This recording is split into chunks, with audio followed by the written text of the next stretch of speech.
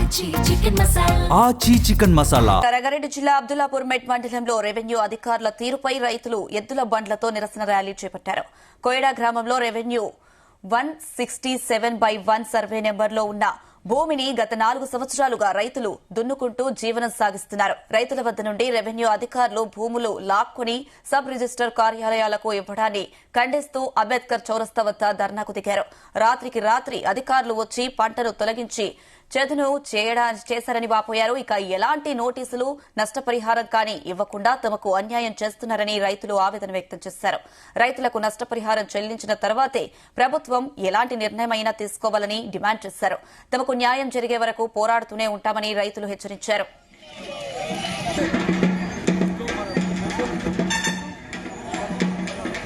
రంగారెడ్డి జిల్లా అబ్దుల్లాపూర్ మండలం కోయడ రెవెన్యూ పరిధిలోని కోయడగుట్ట భూబాధితుల సంఘం ఆధ్వర్యంలో ఈరోజు ధర్నా కార్యక్రమం చేపట్టడం జరిగింది. ప్రభుత్వం మొండి వైఖరి వహిస్తూ మరి బీసీల పట్ల ఎస్సీల పట్ల చిన్నచూపు చూస్తుంది.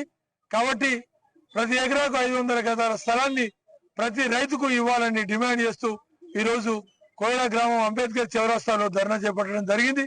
ఈ ధర్నాకు వందలాది మందిగా ప్రజలు పాల్గొని విజయవంతం చేయడం జరిగింది. కోయడ 167/1 లో భూబాధితుని అప్పట్లో తాత ముత్తాతలు గారు మా భూములు సాగు చేసుకుంటూ జీవనోపాధం చేశారు. ఇప్పుడు అదే భూమిలో మేము అందరికీ సాగు చేసుకుంటున్నాము. మాకు ఏ విషయంలో నోటీస్ చేయకుండా అందరికీ అలర్ట్ చేస్తున్నారు. ఇది కరెక్ట్ కాదు. మా భూములు మాకు రిజిస్ట్రేషన్ కావాలి, పట్టాలు కావాలి. అందరికీ ఎక్సెల్ పట్టాలు ఉన్నాయి, పాస్బుక్లు ఉన్నాయి, అన్ని ఉన్నాయి.